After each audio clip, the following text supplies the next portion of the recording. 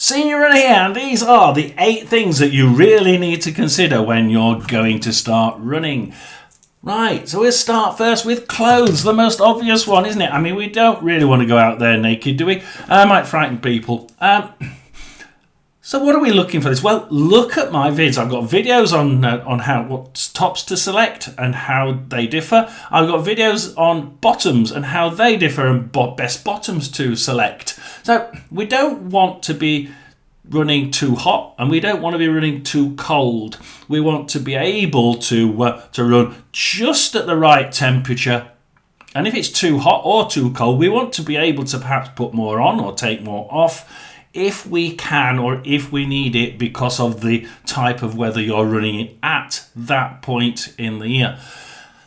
They need to be breathable. They really do need to be breathable because that allows the sweat to come out and the moisture to evaporate and naturally it almost acts like a skin to the body, as you'll see from my videos. Now, watch the seams, watch the logos, watch for rubbing.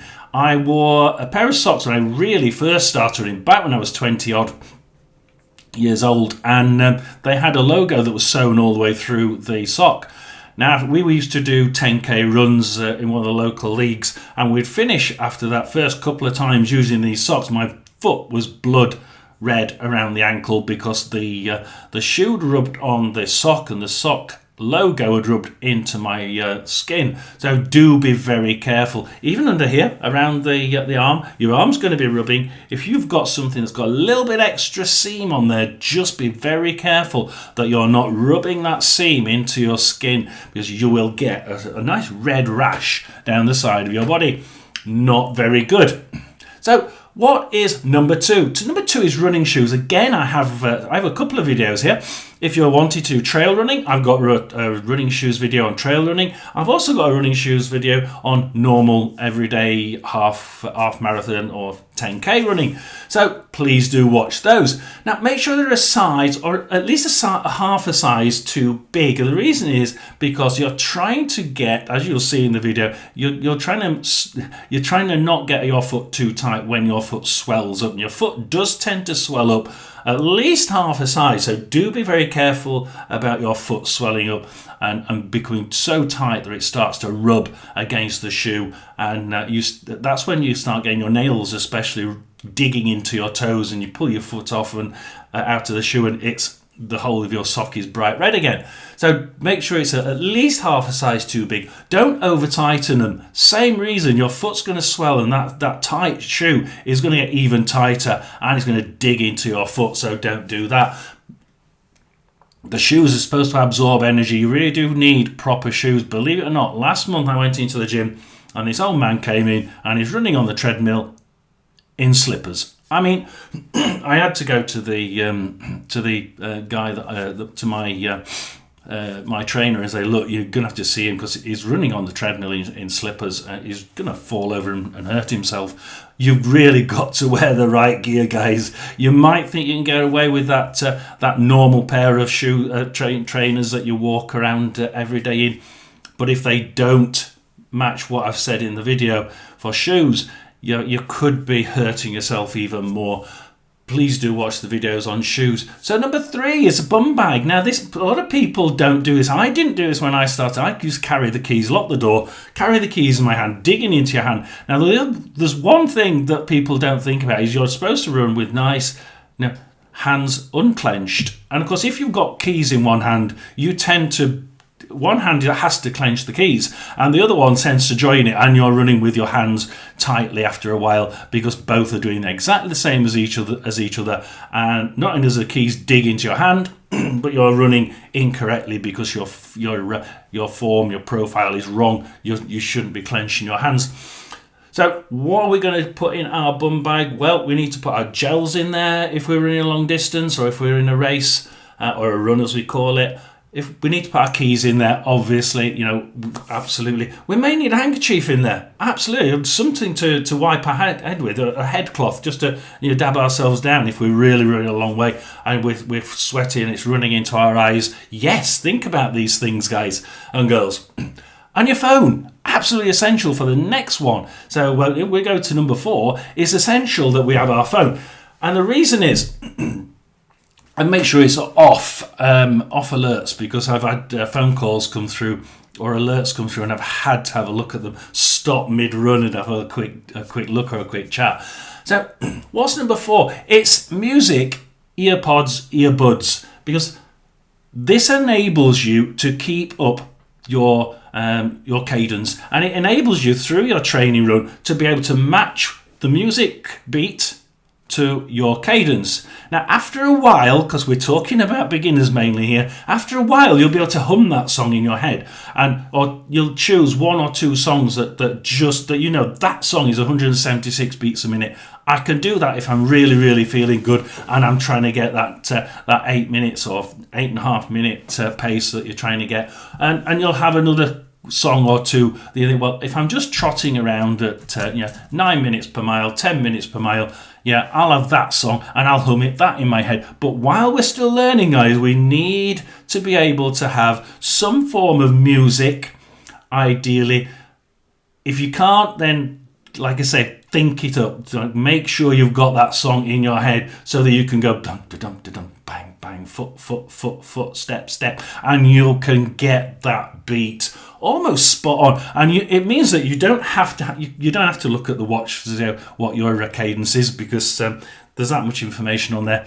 It's very difficult to find figures like that. So you can do it absolutely within seconds just by singing that song. Yep, that's about my pace, isn't it? Or I need to pick it up, or I need to slow it down. So music, absolutely essential if you want to get that cadence spot on. Of course, I've just done a video making, there's not just cadence that we need to do. I did do a video on whether you need to look at a short where you need to you ask the question of yourself, which one's best to aim for first?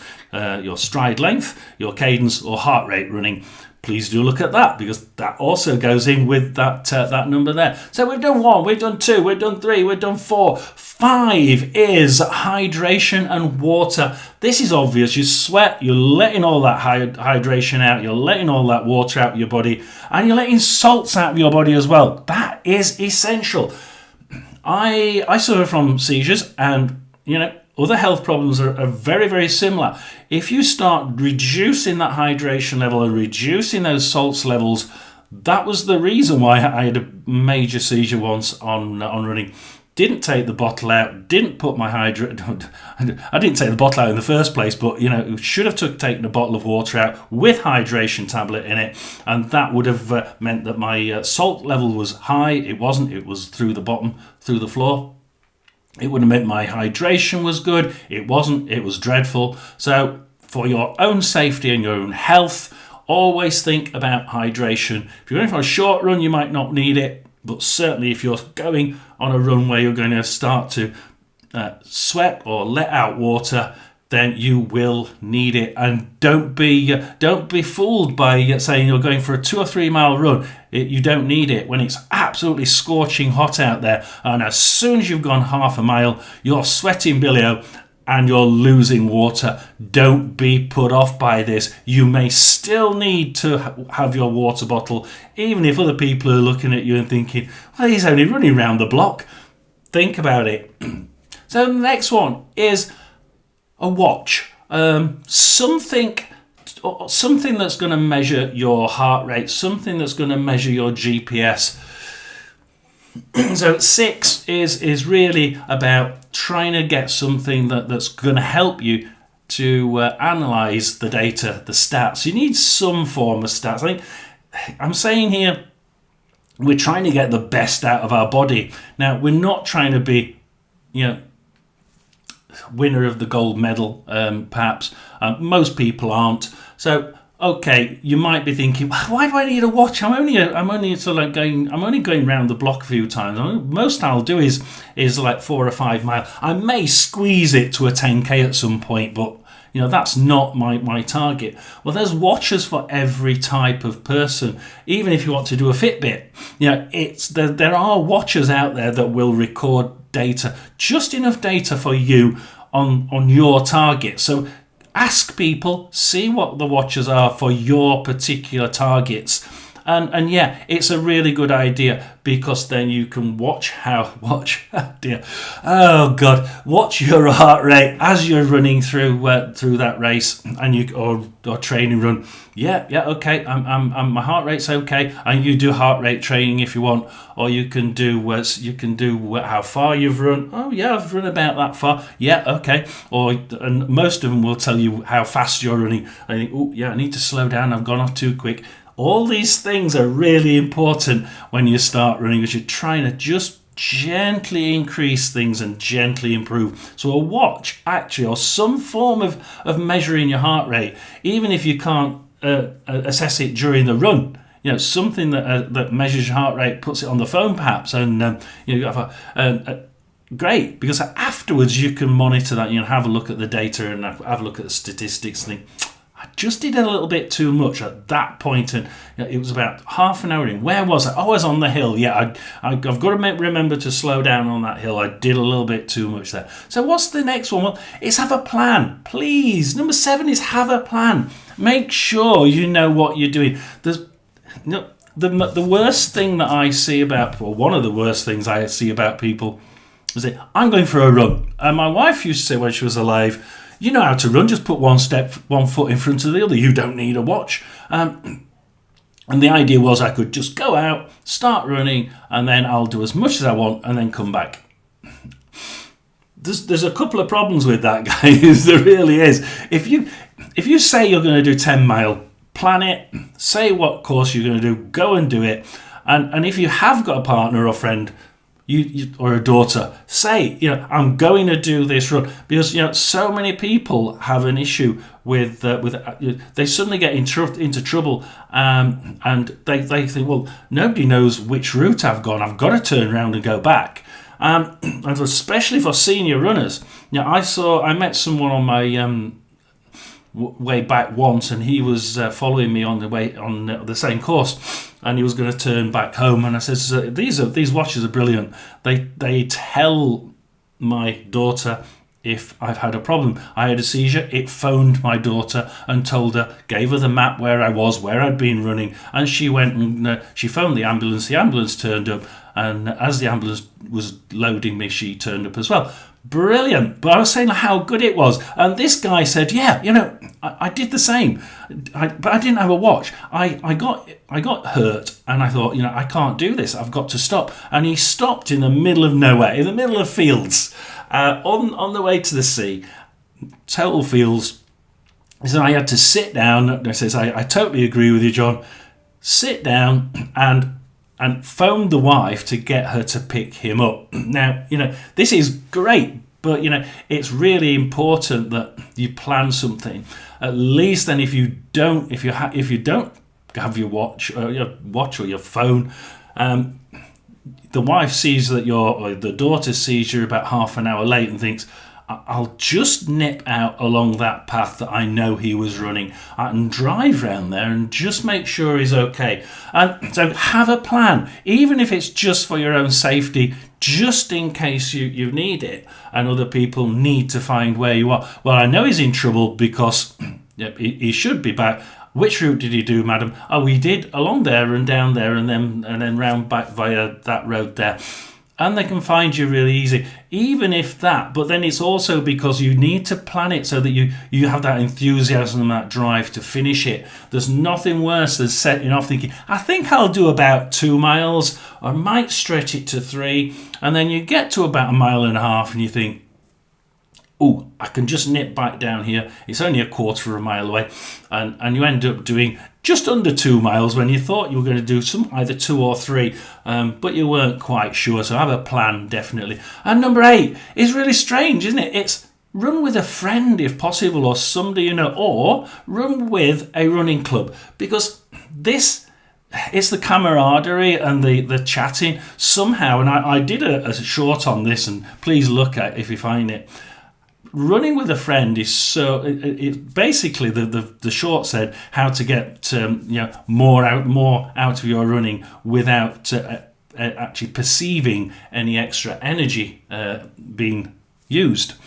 And it's because you're talking to friends. If you talk to a friend, you'll be surprised. All of a sudden, you're at the end of your run, and you're thinking, Have we done it already? I didn't realise. I didn't even realise we were near the finish. And your house is just round the corner. Yeah, it is. Cracky, how did I get here?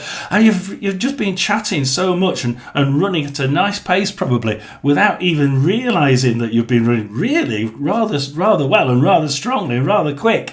And you get back without even thinking that you've got there. So it is absolutely essential to have these 8 items. Please do like and subscribe. Please do watch more of my Senior Runner videos. It's Senior Runner over and out with another video. Your top 8 must-haves for runners.